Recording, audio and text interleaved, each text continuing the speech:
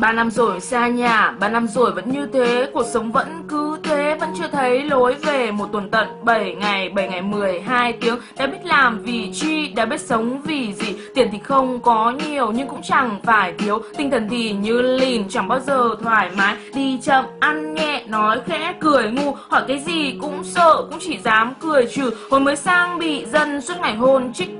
3 năm rồi thôi nhé, bánh mì hay mì tôm, ăn chỉ để lấy no, ăn chỉ để chống đói. Không bao giờ thấy ngon, không bao giờ thấy thích. Sợ nhất là rửa bát, kinh nhất là dọn nhà. Phơi quần áo đã chán, hút bụi càng chán hơn. Ăn ngủ làm rồi lại ăn ngủ làm. Cuộc sống như con cặc, biết bao giờ thay đổi. Gò bó khốn khó, thiếu tự do buồn như chó. Cuộc sống không ánh dương dù chỉ là lấp ló. Xa nhà bê tha nơi xứ lạ đời buông thả. Chán cảnh sống xa nhà luôn chán ghét tất cả. Gò bó khốn khó, thiếu tự do buồn như chó. Cuộc sống không ánh dương dù chỉ là lấp ló. Xa nhà bê tha nơi xứ lạ đời buông thả. Chán cảnh sống xa nhà luôn chán ghét tất cả. Khi xỉ chết anh uống bia, khi xỉ chết anh uống rượu.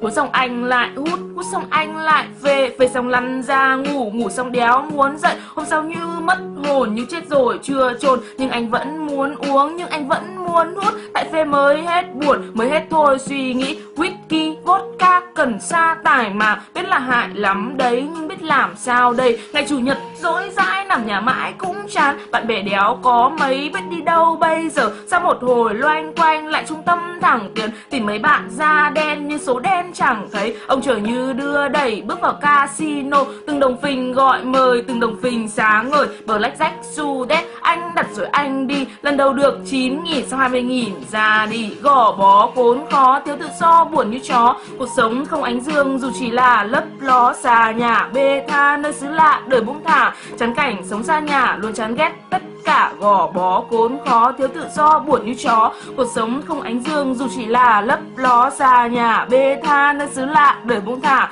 Chán cảnh sống xa nhà luôn chán ghét tất cả. Cuộc sống chán lắm rồi lại thêm bọn dở hơi. Trong mặt đã thấy ngu, tóc tai lại bù xù. Dân chơi đéo phải lối, ăn mặc thì lôi thôi. Bựa nhất là cái kiểu cởi trần rồi mặc vest, áo len đủ 7 màu, giày da quần thể thao. Cho chúng mày biết tiền không thể mua được là phong cách, chính là phong cách đấy. Tao chơi từ cái thời chúng mày còn bú tí. Nhà quê tao đéo chê, bạn quê tao đéo thiếu. Nhưng tao ghét cái kiểu mở mồm ra là điều. Em đây người thủ đô, em đây người Hà Nội làm đéo gì sang đây bằng nhau tất. Ai mà chẳng như ai, lái buồn như đi học. Ba miền Bắc Trung Nam thì cũng đều phải làm. Hà Nội, Hải Phòng, Nghệ An, Thanh Hóa, trong mắt cái bọn Tây cũng chỉ là lũ Việt. Gò bó khốn khó, thiếu tự do buồn như chó. Cuộc sống không ánh dương dù chỉ là lấp ló. Xa nhà bê tha nơi xứ lạ đời buông thả. Chán cảnh sống xa nhà luôn chán ghét tất cả. Gò bó khốn khó, thiếu tự do buồn như chó. Cuộc sống không ánh dương dù chỉ là lấp ló. Xa nhà bê tha nơi xứ lạ đời buông thả. Chán cảnh sống xa nhà luôn chán ghét tất cả.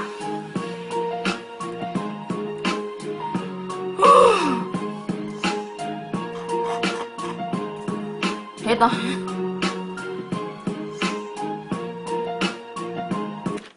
Chúc bạn có một mùa Noel vui vẻ nhá. Bye bye. Ra đọc bài này khổ lắm.